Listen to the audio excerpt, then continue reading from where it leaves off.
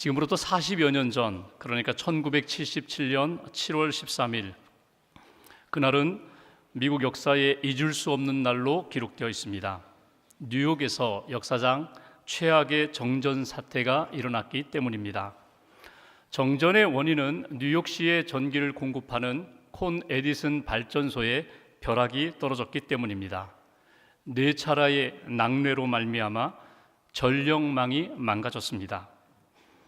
8시 30분부터 그 다음날 저녁 10시까지 약 25시간 동안 전력이 공급되지 않아서 엘리베이터 안에 있던 사람들이 갇히게 되고, 또 병원에서 수술을 준비하던 사람들, 치료받으려고 했던 사람들이 제대로 치료를 받지 못하게 되고, 라디오와 텔레비전, 뉴스가 제대로 전달되지 않고 한마디로 암흑천지의 세상이 되었습니다. 도시 전체를 환하게 비춰주던 가로등이 꺼지자 사람들이, 그렇게 선량했던 시민들이 폭도처럼 변했던 것입니다. 상점을 습격하게 되고 물품을 약탈하게 되고, 그래서 그날 하루 동안 25시간 동안 1616개의 상점들이 약탈을 당하고, 그리고 1037건의 그런 화재가 일어나는 그런 일들이 일어났습니다. 강도, 강간, 폭행 사건, 말할 수 없이 일어났다는 것입니다. 그 25시간 동안 나중에 결국 범죄자로 붙들린 사람 숫자만 3,776명, 약 4,000여 명이 하루아침에 범죄자들이 되었습니다. 무엇이 이 선량한 시민들로 하여금 흉악무도한 폭도로 변하게 했을까? 원인은 딱 한 가지입니다. 어둠입니다. 어둠이 몰려오자 그들의 기준, 도덕심이 흔들리게 되고, 결국 그들이 자신들도 모르게 그렇게 폭도로 변했다는 것입니다. 한 사회학자는 이 일에 대하여 이렇게 글을 썼습니다. 어쩌면 뉴욕이라는 도시의 전등이 꺼진 것이 아니라 그들의 마음의 등이 꺼졌기 때문에 결국 이런 일이 일어났다는 것입니다. 여러분 마음 가운데, 여러분 삶 가운데 등불이 켜져 있습니까? 그 등불은 어떤 등불입니까? 여러분들의 인생에 찾아온 가장 큰 어두움은 무엇이었습니까? 그리고 그 어두움을 밝히기 위하여 여러분들이 사모하고 있는 빛은 무엇입니까? 지금 여러분들의 심령과 삶에는 생명의 빛, 은혜의 빛, 말씀의 빛이 비춰주고 있습니까? 아니면 여전히 내가 만든, 내가 비추는 그 등불로 살고 계십니까? 오늘 본문은 빛으로 오신 예수님께서 무리들에게 전하시는 말씀입니다. 우리가 36절 상반절까지만 읽었는데 그 하반절에 보면은 예수님께서 이 말씀들을 하시고 이제 숨으셨다라고 되어 있습니다. 그 얘기 뭐냐면 예수님께서 이제부터는 자기에게 찾아오는 무리들을 향하여 말씀을 하지 않으시고 십자가 지시기 전까지 남은 시간은 제자들과 함께 시간을 보내셨다는 것입니다. 제자들의 발을 씻기시고 성만찬을 행하시고 제자들을 위하여 기도해 주시고 말씀을 전하시면서 십자가를 준비하는 시간으로 예수님께서 남은 시간을 보내셨습니다. 그러니까 오늘 요한복음 12장 말씀을 통해서 우리가 추론하건대 예수님께서 자기에게 찾아온 무리들을 향하여 주신 마지막 설교라고 할 수 있는 말씀이 우리가 읽은 오늘 본문의 말씀입니다. 오늘 34절은 이렇게 시작합니다. 인자가 누구입니까? 그 얘기 뭐냐 하면 오늘 예수님을 바라보면서 구약에서 우리가 믿고 있는 메시아, 인자는 영원히 이 땅에서 사는 분으로 알고 있는데 왜 예수님은 자꾸 메시아라고 하면서 죽는 이야기를 하십니까? 인자가 들려야 하리라, 인자가 십자가를 져야 하리라, 인자는 십자가를 질 것이야, 왜 자꾸 이 말씀만 하십니까? 오늘 이렇게 질문하는 그들을 향하여 인자가 들려야 하리라, 그러면서 오늘 주신 말씀이 본문의 말씀입니다. 오늘 본문을 통하여 당시의 무리들과 저와 여러분들, 오늘 예배드리는 우리들에게 주시는 하나님의 음성이 무엇일까? 먼저 오늘 본문 말씀 35절 말씀을 함께 봉독하겠습니다. 35절 한 절을 같이 봉독합니다. 예수께서 이르시되 아직 잠시 동안 빛이 너희 중에 있으니 빛이 있을 동안에 다녀 어둠에 붙잡히지 않게 하라. 어둠에 다니는 자는 그 가는 곳을 알지 못하느니라. 여기 첫 번째로 우리에게 주시는 메시지 35절에 보면은 어둠에 붙잡히지 않게 하라. 이것이 우리에게 주시는 첫 번째 메시지입니다. 어둠에 붙잡힌다는 말이 무엇입니까? 그것은 그 어둠의 지배를 당한다, 어둠에 소유된다, 그런 의미입니다. 그러니까 이 땅을 살아가면서 어둠의 그 엄청난 세력이 있는데 어둠의 세력에 지배당하는, 어둠의 종이 되는 그런 인생 되지 말라. 이것으로 우리에게 주시는 첫 번째 경고의 말씀을 우리는 듣게 됩니다. 여러분, 어둠의 그 무서운 세력이 있습니다. 빛이 이 땅에 임하기 전에 어둠이 우리를 지배한다면 그 어둠의 지배하에 어둠의 종로로 타는 것, 그것처럼 불행한 인생이 없다는 것입니다. 그래서 예수님이 우리에게 이렇게 말씀하십니다. 어둠에 붙잡히지 않도록 늘 깨어 있으라는 거예요. 어둠이 무엇을 상징할까요? 세상을 상징할 것입니다. 마귀를 상징할 것입니다. 사단을 상징할 것입니다. 우리의 마음을 불안하게 하고 우리의 마음의 평안을 빼앗아가고 우리를 두렵게 만들고 우리로 하여금 분열케 하는 그 어둠의 영들이 우리 안에 오면 우리 안에 진정한 자유와 평안을 누릴 수가 없다는 거예요. 여러분, 그런 경우가 있죠. 사람들이 이렇게 모여 있는데 빛이 밝으면요, 죄를 짓지 않아요. 내가 혼자 있을 때에도 빛이 밝으면 죄 짓기가 쉽지 않습니다. 그런데 사람들이 모여 있는데 어두워요. 그러면 속닥거리기가 쉽고 다른 하나님이 기뻐하지 않는 일들을 도모하기가 쉬워요. 이게 어둠의 세력입니다. 어둠이 우리 안에 있다는 것, 찾아온다는 것, 어둠이 우리 안에 밀려와서 우리로 하여금 하나님이 기뻐하시지 않는 인생으로 끌어간다는 사실에 대하여 여러분 인지하셔야 되고 인정하셔야 되고 그 어둠의 세력에 대하여 경계해야 한다. 그것이 오늘 우리에게 주시는 메시지입니다. 하나님 없는 세상, 예수 그리스도의 은혜가 임하지 않는 그런 사람, 그런 상황에 대하여 어둠에 다니는 사람이 될 수밖에 없다. 어둠에 붙들림 받는 그런 인생이 될 수 없다. 그래서 오늘 여기 35절 끝부분에는 어둠에 다니는 자는 그 끝을 알지 못한다고, 종착점을 알지 못한다고, 그것이 분명히 지옥이고 그것이 분명히 파멸이라는 것을 보지 못하기 때문에 그냥 어둠의 세력에 눌려 다닐 수밖에 없는 인생이라는 것, 혹시 내가 그 길을 걷고 있지는 않은지, 혹시 내 앞에 그 어둠의 그 종착역을 내가 느끼지 못하고 그냥 방만하게 안일하게 걷고 있지는 않은지를 늘 깨어서 하나님 앞에 점검하라. 이것이 오늘 우리에게 주시는 첫 번째 메시지입니다. 두 번째 36절 말씀 보십시오. 제가 상반절만 봉독하겠습니다. 36절 앞부분, 너희에게 아직 빛이 있을 동안에 빛을 믿으라. 그리하면 빛의 아들이 되리라. 여기 빛을 믿으라고 우리에게 말씀하십니다. 그런데 그 앞부분에 35절에도 있었고 36절에 강조하는 부분, 아직 빛이 있을 동안에 빛을 믿으라고 말씀하세요. 빛이 있을 동안에 이것은 무엇을 의미할까요? 예수님이 계시는 동안에, 예수님의 말씀을 들을 수 있을 때에, 예수님을 만나고 그 은혜를 받을 수 있을 때에 빛이신 예수님을 믿으라는 거예요. 여러분, 이것을 오늘의 상황으로 적용해 볼까요? 예수님 이미 십자가를 지셨고 부활하셨고 승천하셔서 하나님 나라에 계시는데 오늘 내가 어떻게 예수님 계시는 동안에 그 예수님, 빛 되신 예수님을 만날 수 있을까요? 믿을 수 있을까요? 빛이 있을 동안에라는 이 말씀을 오늘로 해석을 한다면 이렇게 바꿀 수 있어요. 우리가 예수님을 믿을 수 있는 은혜를 받고 있는 이때에, 은혜의 문이 열려 있는 때에, 구원의 문이 열려 있는 때에, 내게 건강 주셨고 내게 복음을 들을 수 있는 이 은혜의 시간에 빛 되신 예수님을 믿을 수 있는 그 기회를 놓치지 말라는 거예요. 그러니까 오늘 우리에게 주시는 메시지, 빛이 있을 동안에 빛을 믿으라. 하나님이 나에게 복음을 듣게 하실 수 있는 그때, 은혜의 때, 구원의 문이 열려 있을 때에 지체하지 말고 예수님을 믿으라, 예수님을 영접하라, 복음을 영접하라. 그러면 그 빛의 능력이 어둠의 세력을 몰아내리라. 어둠의 그 무섭고 무거운 세력을 몰아내서 너희로 하여금 하나님의 백성으로 회복시켜 주시리라. 이것이 오늘 우리에게 주시는 메시지예요. 이사야를 읽어가다 보면 이사야 50장에 이런 표현이 나옵니다. 사람들이 자기의 횃불을 들고 사는 인생이 될 때가 있다. 자기의 횃불이라는 걸 뭘까요? 내 안에 찾아온 어둠의 세력에 대하여 나 나름대로 빛을 만들어서, 횃불을 만들어서, 등불을 만들어서 그것으로 어둠의 세력을 물리치려고 할 때가 있어요.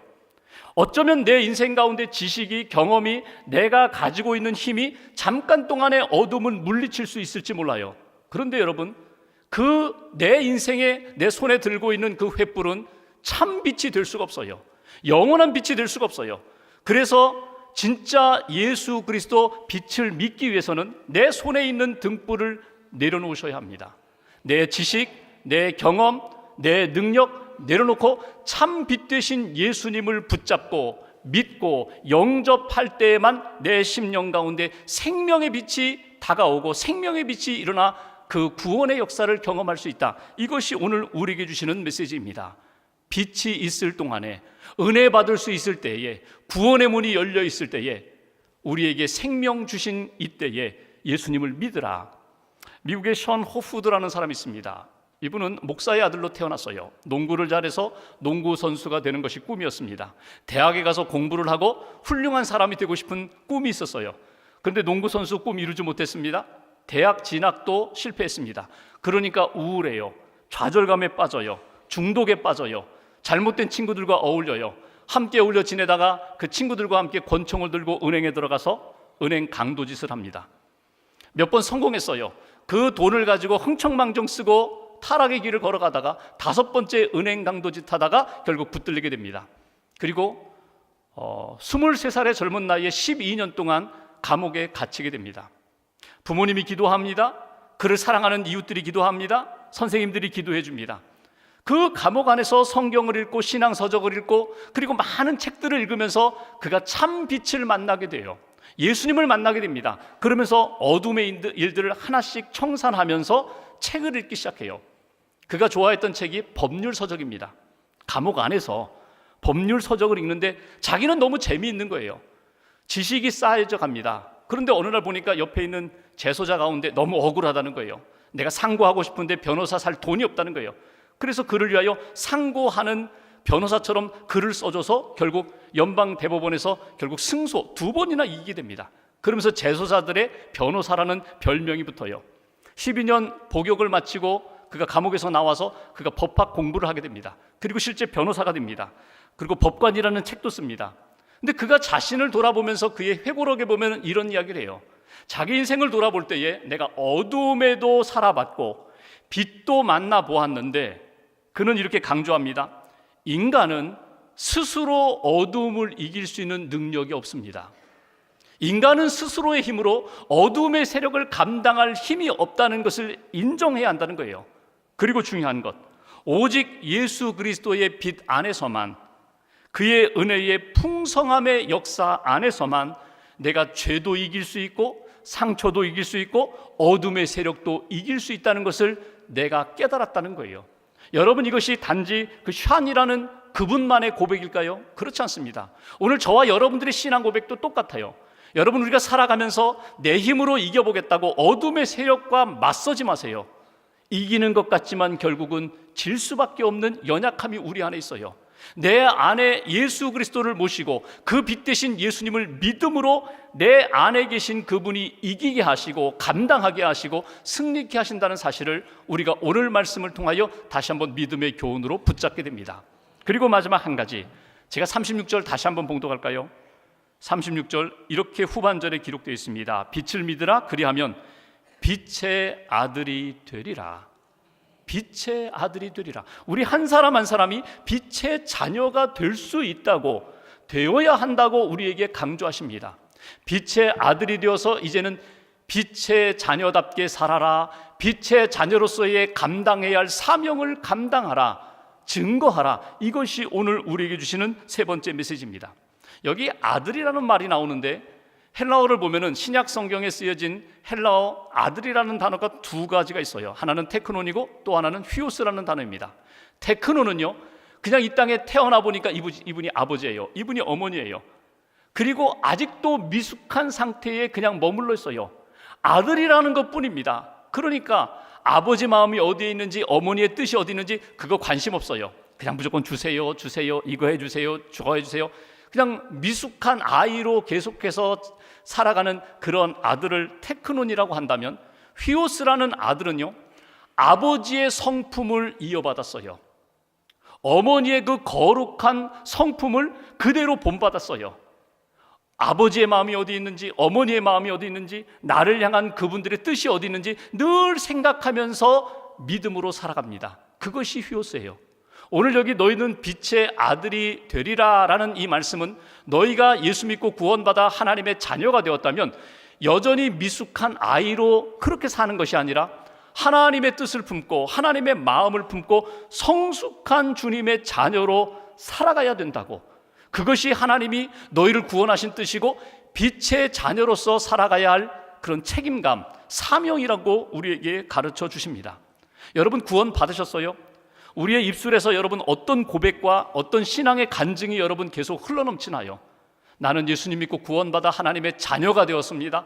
오늘 밤 죽어도 나는 천국 갈 구원의 확신이 있습니다. 나는 하나님의 자녀답게, 빛의 자녀답게 오늘도 내게 주신 일터에서, 가정에서, 교회에서 그 빛의 사명을 감당합니다. 여러분, 이런 믿음의 고백과 신앙의 정체성과 그리고 믿음의 사명, 빛의 사명을 감당하는 삶을 살고 계세요? 다시 한번 점검하시라는 거예요. 그리고 하나님 앞에서, 하나님, 내게 주신 빛의 능력으로 어둠의 세력을 이기면서 하나님이 기뻐하시는 뜻 가운데 살게 해달라고. 사도 바울을 보십시오. 바울은 사울이라는 청년으로 살 때에 예수 믿는 사람들을 박해하던 사람이었습니다. 예수 믿는 사람 잡으러 가다가 그 다메섹으로 가는 길에서 빛 되신 예수님을 만났어요. 아주 강렬한 빛으로 사울이라는 청년에게 다가오셨어요. 사울아, 사울아, 네가 어찌하여 나를 핍박하느냐. 그 빛 되신 주님을 만나면서 사울이라는 청년이, 핍박자 사울이 복음을 전하는 바울로, 사도 바울로 변화되게 됩니다. 여러분, 이것이 바울이 똑똑하기 때문에, 바울이 능력이 있기 때문에, 공부를 많이 했기 때문에, 성경의 지식이 많았기 때문에 가능했나요? 그렇지 않습니다. 여러분, 하나님의 은혜였습니다. 빛의 능력이 있다는 것은 뭐냐면, 내가 나를 변화시키는 것이 아니라 예수님을 빛으로 믿고 영접할 때 그분이 내 안에 오셔서 나를 변화시키실 뿐만 아니라 그 변화시키는 삶을 살 수 있도록 붙들어 주시고 역사하신다는 것입니다. 오늘 우리에게 주시는 메시지가 그거예요. 빛의 자녀가 되어라. 그리고 빛의 자녀답게 살아라. 그러면 그 능력의 빛이 너를 붙잡고 너로 하여금 능력의, 승리의 사람으로 이끌어 가리라. 여러분, 빛의 자녀답게 산다는 게 뭘까요? 참 빛이신 그분과 교제하면서, 기도하면서, 그분의 음성을 들으면서, 그분의 뜻을 분별하면서, 하나님, 내 마음은 여기에 있는데, 내 소원은 여기에 있는데 빛 되신 주님이 내 안에서 그거 아니라고 내려놓으라고 한다면 제가 순종하겠습니다. 빛 되신 주님께서 끊임없이 내게 말씀하시는 하나님의 뜻 붙잡고 제가 믿음으로 헌신하겠습니다. 결단하겠습니다.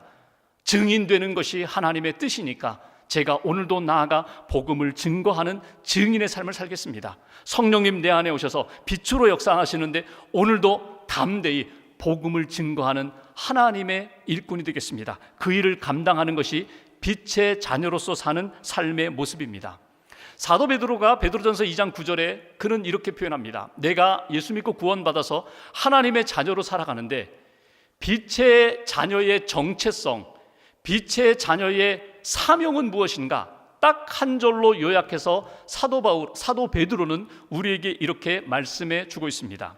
한번 베드로전서 2장 9절 말씀을 한번 읽어볼까요? 베드로전서 2장 9절 한 절을 우리가 같이 봉독합니다. 그러나 너희는 택하신 족속이요 왕같은 제사장들이요 거룩한 나라요 그의 소유가 된 백성이니 이는 너희를 어두운 데서 불러내어 그의 기이한 빛에 들어가게 하신 이의 아름다운 덕을 선포하게 하려 하심이라. 아멘. 여기에 보면 우리가 누구라고요? 우리가 왕같은 제사장이라는 거예요. 우리가 누구라고요? 하나님의 선택받은 사람이라고. 우리가 누구라고요? 그분의 자녀라고 이렇게 말씀하십니다.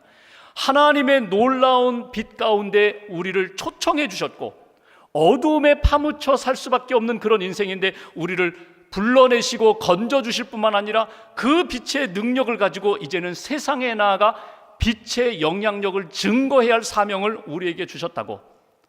사도 베드로가 그렇게 살았고 사도 바울이 그렇게 살았고 믿음의 사람들이 그렇게 살았는데 이제 빛의 자녀된 우리 모두가 다 그렇게 살아야 한다고 우리에게 말씀하시는 내용입니다. 여러분, 신앙의 정체성, 빛의 자녀됨의 정체성을 여러분 잃어버리지 마세요. 일본의 작가인 미우라 아야코가 생이 있는 곳에서라는 책에 보면은 자기가 만난 사람들 가운데 아주 귀한 한 사람을 소개합니다. 우츠코라는 여성입니다. 미우라 아야코가 젊었을 때 폐결핵을 앓았거든요. 그래서 오랫동안 병원에서 치료를 받았는데 자기가 그 병원에 있을 때, 입원하고 있을 때 만난 여성입니다. 처음에 미우라 아야코가 병원에 입원하니까 낯설죠. 다 낯선 사람이에요. 간호사들도, 의사도, 또 환자들도, 가족들도 다 낯선데 그들의 대화를 들어보니까 우츠코라는 여성에 대한 이야기를 많이 합니다. 내가 오늘 우츠코를 만나고 왔어. 우츠코를 만나서 힘을 얻었어. 내가 우츠코에게 가서 너 그런 얘기 한다. 이 우츠코라는 이야기를 많이 해요. 그래서 처음 들었던 생각은, 야, 이 병원의 VIP 환자인가 보다. 재력 있는가 보다. 특실에 있는 그런 환자인가 보다. 영향력 있다. 미모가 뛰어난가. 근데 왜 병원에 입원했지? 여러 가지 상상의 날개를 폈어요. 만나고 싶었습니다. 그 여성은 어떤 여성일까? 그래서 다른 환자의 도움을 받아서 우츠코가 입원해 있는 병실을 찾아가게 됩니다. 가보니까 특실도 아니에요. 일반 병실입니다. 30대 중반의 여성, 카리 S라는 일종의 골염, 뼈 안에 그 뼈가 썩어서 파멸되는 질병을 안고 있는 여성입니다. 기부스를 했어요. 10년 동안 누워 있어요. 인생의 가장 아름다운 시절을 병원에 누워 있는 여성입니다. 근데 이 우츠코라는 여성이 미우라 아야코가 병실에 딱 들어서니까 처음으로 했던 이야기는, 인사는 이것입니다. 어서 오세요. 당신은 어디가 편찮으신가요? 근데 이 딱 두 마디의 인사를 하는데 그 인사 말 속에 강한 빛으로 자기에게 다가오더라는 거예요. 그렇게 누워서 자기에게 인사를 건네는 우츠코의 얼굴 표정, 그리고 그 온화한 미소, 그리고 자기에게 던진 그 메시지가 강렬한 빛으로 자기에게 다가오더라는 거예요. 그래서 미우라 아야코가 그때 이렇게 깨닫습니다. 바로 이것이야. 바로 이것이구나. 그리스도인의 삶이란, 빛의 자녀들의 삶이란 바로 이런 것이구나. 자기에게 찾아오는 사람들, 내가 만나는 사람들에 대하여 내 안에 계신 빛의 그 강렬한 역사, 복음의 빛, 은혜의 빛, 말씀의 빛을 증거하는 것, 이것이 그리스도인의 삶이구나. 그리고 그는 이렇게 다짐합니다. 내가 이 병원에서 나갈 때 누구를 만나든지 나는 빛으로 살아야지. 내 안에 주신 그 빛으로 증거해야지. 여러분, 빛의 자녀가 된다는 것은 무엇입니까? 예수 그리스도를 끊임없이 본받는 것입니다. 예수 그리스도의 생명의 빛을 끊임없이 채워가는 것입니다. 채울 뿐만 아니라 그 빛을 나누어 주는 것입니다. 증거하는 것입니다. 어두움의 그 역사 가운데 예수 그리스도의 생명의 빛으로 변화시키는 것입니다. 이것이 그리스도인의 삶이라고 우리에게 말씀해 주십니다. 말씀을 마무리하면서, 여러분, 요즘에 여러분의 인생 가운데 찾아온 어두움이 있습니까? 그 어두움을 감당하지 못하고 신음하고 계십니까? 오늘 예수님은 우리에게 이렇게 말씀하십니다. 어두움에 붙잡힌 인생이 되지 말고 빛을 믿으라. 빛을 영접하라. 빛의 자녀가 되어라. 빛의 자녀로서의 그런 신앙의 정체성을 가지고 사명을 감당하라. 누구를 만나든지 어떤 상황 가운데 있든지 어두우면 어두울수록 빛은 더 강렬하게 되어 있습니다. 아무리 힘든 상황이 우리 앞에 닥쳐온다 할지라도 하나님, 내 안에 계신 생명의 빛, 은혜의 빛, 말씀의 빛으로 하나님의 뜻 이루는 그런 인생 되겠습니다. 다시 한번 다짐하시면서 이번 한 주간 동안 빛의 사명을 감당하는 저와 여러분 되시기를 주님의 이름으로 기원합니다.